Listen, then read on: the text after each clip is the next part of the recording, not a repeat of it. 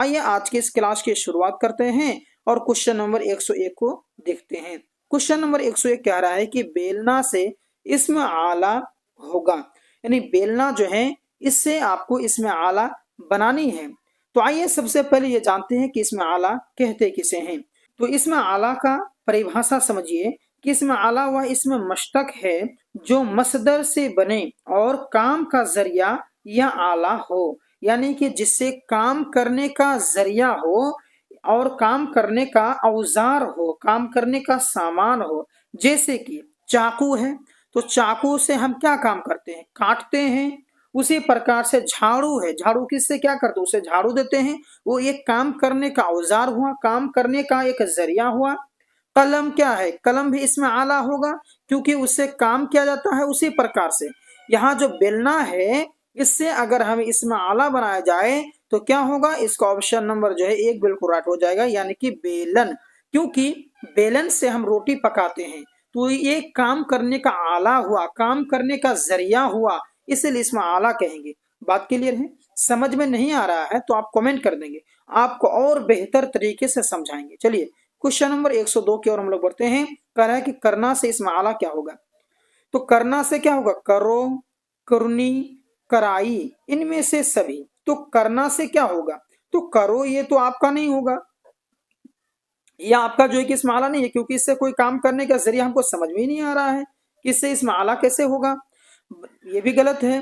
कुरनी होगा, कुरनी, कुरनी आप समझते होंगे शायद, है ना। कुरनी ये हो जाएगा आपका इसमें आला, क्योंकि करनी कुरनी जो है ना एक इसमें आला है, इससे काम करने का जरिया पता चलता है। मिस्त्री लोग शायद रखते होंगे इसको अपने साथ में, ठीक है। चलिए आगे का क्वेश्चन देखते हैं। आगे का क्वेश्चन कह रहा है कि अकवाल का, अकवाल की वाहिद क्या होगा। इससे ये पता चला कि जो अकवाल है ये आपके जमा है, ये आपका सिंगुलर नहीं है, ये प्लूरल है, तो इसका हमें सिंगुलर बनानी है।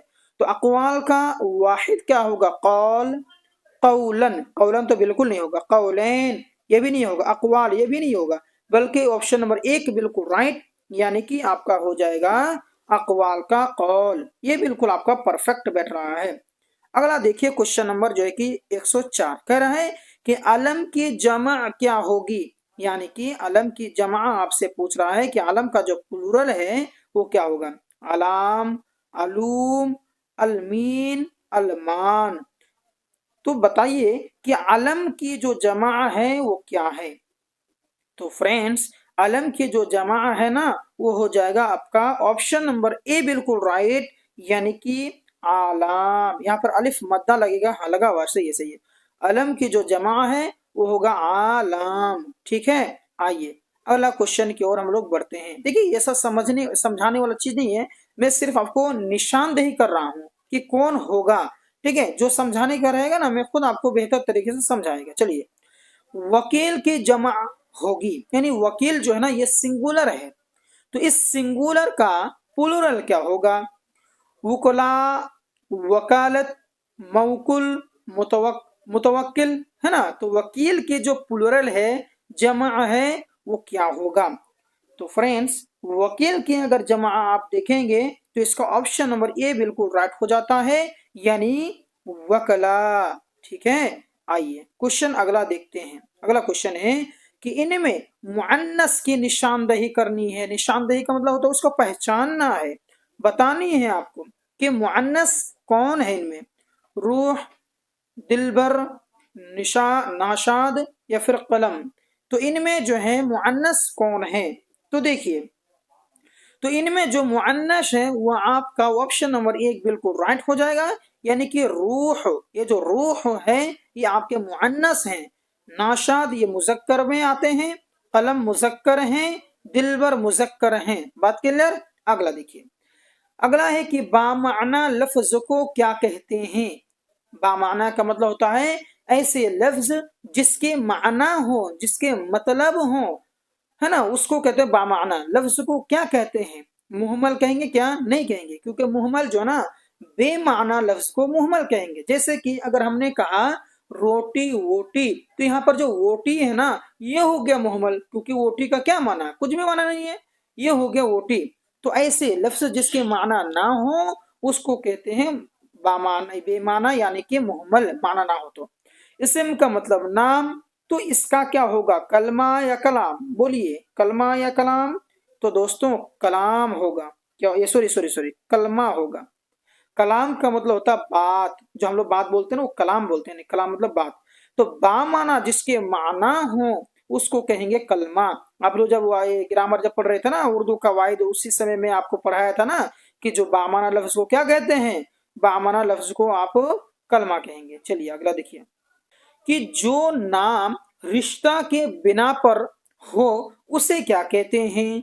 ये चीज जो है इसी उमूमी जो उर्दू जो मैं पढ़ा रहा था शायद पार्ट 1 या पार्ट 2 में, मैं उसमें समझा दिया था कि लक़ब क्या होता है, कुन्यत क्या होता है, उर्फ क्या होता है, खिताब क्या होता है। लेकिन यहाँ पर मैं बता देता हूँ फिर भी कि जो नाम रिश्ते के बिना पर हो उसे क्या कहते हैं।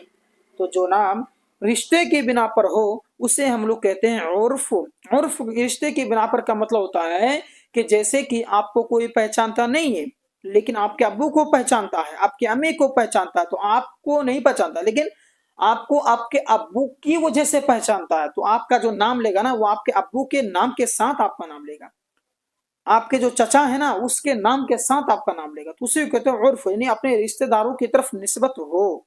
अगला देखिए क्वेश्चन नंबर 109, रिबाई की जमा क्या है। ये डबल डबल रिपीट हो रहा है ये क्वेश्चन, ये डबल डबल रिपीट हो रहा है। चलिए कमेंट कीजिए, ये मैं पढ़ा चुका हूँ, इसी क्लास में पढ़ा चुका हूँ। ये जो अमूमी उर्दू की जो क्लासेस चल रही है लगातार पार्ट 1 पार्ट 2 पार्ट 3 करके, इसमें पढ़ाया हूँ रिबाई की जमा क्या। चलिए बोलिए तो क्या है, बिल्कुल सही कहा आपने, रिबायात होगा।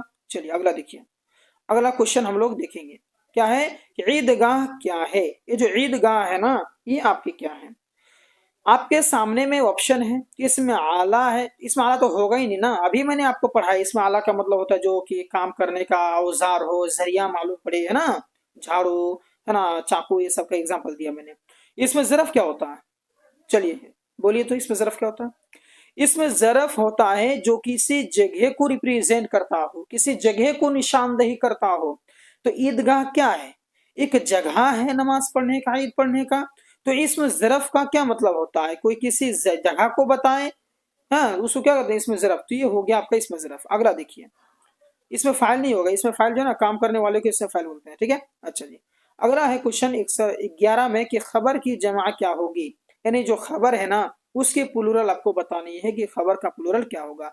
खबीर होगा, खबरों होगा, अखबार होगा कि मुखबर होगा, मुखबिर होगा।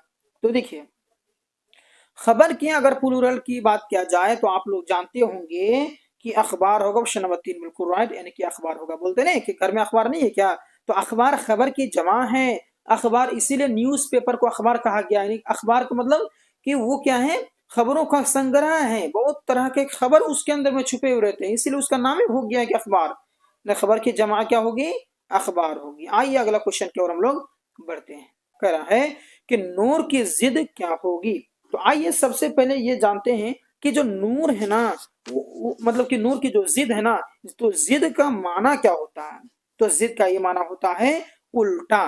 तो नूर का मतलब होता है रोशनी, तो रोशनी का उल्टा क्या हो जाएगा, तो जुल्मत हो जाएगा। क्या हो जाएगा, जुल्मत हो जाएगा। क्वेश्चन नेक्स्ट है कि किस लफ्ज का माना खत होता है, यानी किस लफ्ज के माना जो है खत के होते हैं। मकतूब मने खत, मफहूम मने खत, मजमून मने खत, मंशूर मने खत। तो किसके माना जो है खत के हैं। तो देखिए खत जो है ना वो लिखने वाला चीज होता है। तो मकतूब का माना होता है किताब से बना है मकतूब, यानी कि इसके भी माना क्या होते हैं, खत होते हैं। आइए अगला क्वेश्चन की ओर हम लोग बढ़ते हैं। क्वेश्चन अगला है कि काश तुम मुझे पहले मिल जाते, यह जुमला किस जमाने से ताल्लुक रखता है, यानी किस जमाने का ये जो है किस जमाने का जो है कि ये मिसरा है आपको बतानी है। तो दोस्तों मैं आपको बता दूं कि यहाँ क्या है, काश तुम मुझे पहले मिल जाते। पहले तो माजी हो गया, यानी पहले के बारे में बोला, तो यानी क्या है इसमें, ये माजी के बारे में बात किया।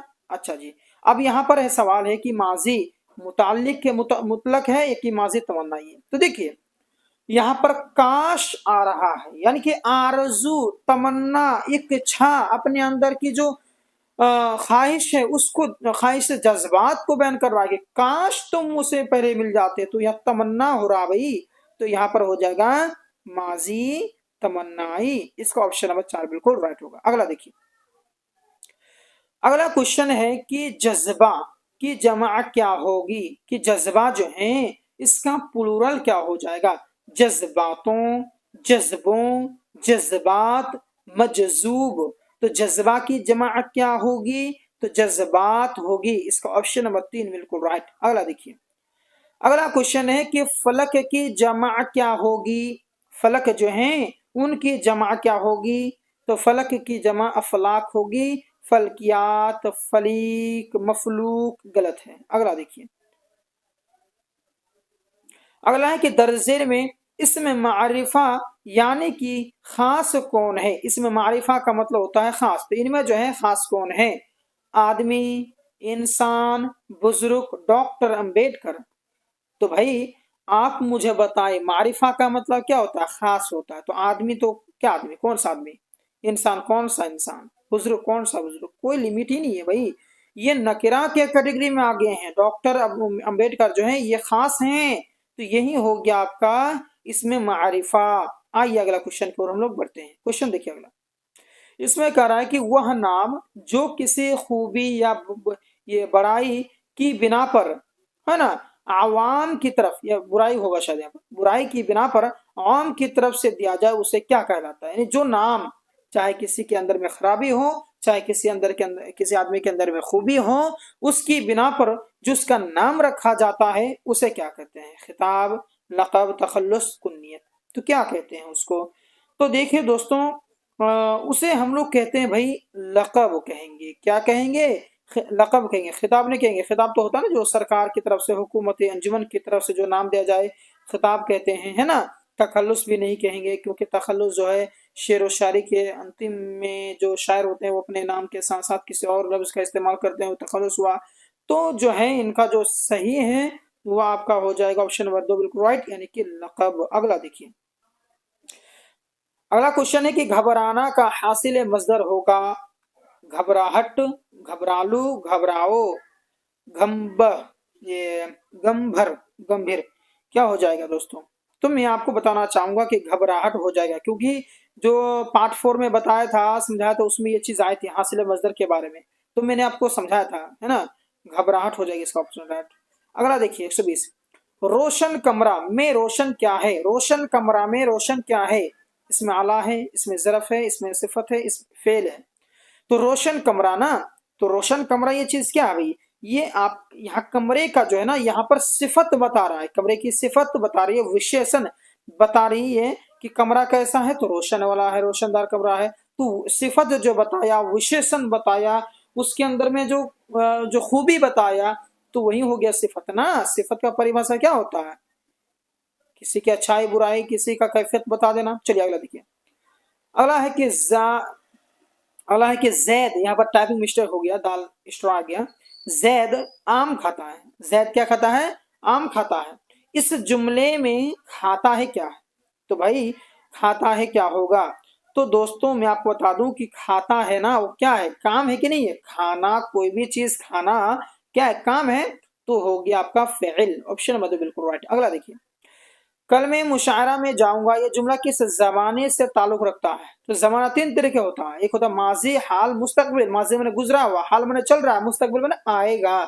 तो कल मैं मुशायरा में जाऊंगा, जाऊंगा यानी कि आने वाले कल के बारे में कह रहा है, तो क्या हो जाएगा भाई, मुस्तकबिल हो जाएगा। ऑप्शन नंबर 3 बिल्कुल राइट। अगला देखिए, अगला है कि नशीब की जिद क्या होगी। फ्राज, बुलंदी, जाहिर, वसी। तो नशीब जो है इनका उल्टा की अगर बात करें तो फराज हो जाएगा बिल्कुल राइट, यानी कि ऑप्शन नंबर 1। अगला देखिए, अगला है कि दर्ज झेल में इसमें मुसगर कौन है। आपको मुसगर को बताना है, तो ये शायद सवाल गुजर चुका है और रिपीट हो रहा है बार बार, तो इसका ऑप्शन नंबर 2 बिल्कुल राइट होगा, आपको समझा चुका हूं। अगला देखिए, अगला क्वेश्चन है कि दर्ज झेल में इसमें नकिरा यानी कि इसमें आम कौन है। तो जैसे ऊपर अभी अभी बताया था, इसमें मारिफा की जब बात आई थी कि इसमें मारिफा कौन है, जो सवाल पूछा था, तो वहां पर भी मैंने आपको समझा दिया कि जो इसमें नकेरा क्या होता है। इसमें नकेरा होता है ना, जो इंग्लिश में आप लोग ग्रामर में पढ़े होंगे, कॉमन नाउन। बस कॉमन नाउन और इसमें नकेरा एक ही चीज होता है, जिससे किसी खास चीज का बोध ना हो करके आम चीज का बोध हो। जैसे कि गंगा हो गया, तो ये गंगा तो खास है ना, तो इसमें मारिफा में आएगा। जमुना भी खास है, ये इसमें मारिफा में आएगा। नदी हो जाएगी, इसमें आम क्या हो जाएगा भाई, नदी हो जाए, क्योंकि ये आम है, ये खास नहीं है आपका। तो आज के इस क्लास में मैंने फिर से उमूमी उर्दू का जो कवायद पर मबनी जो मारूजी सवालात हैं उसका पार्ट 5 कंप्लीट कर दिया है। यानी कि 100 से लेकर के आपका 100 मतलब कि 25 तक क्लियर किया जा चुका है। इसी प्रकार से लगातार पार्ट 5, पार्ट 6, 7, 8 इस तरीके से आते रहेगा।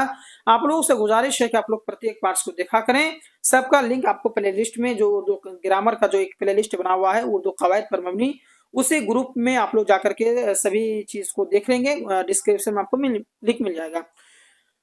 अगर आपको ये वीडियो पसंद आया तो प्लीज वीडियो को लाइक करके इस चैनल को जरूर सब्सक्राइब करेंगे। तो मिलते हैं एक और वीडियो में। धन्यवाद।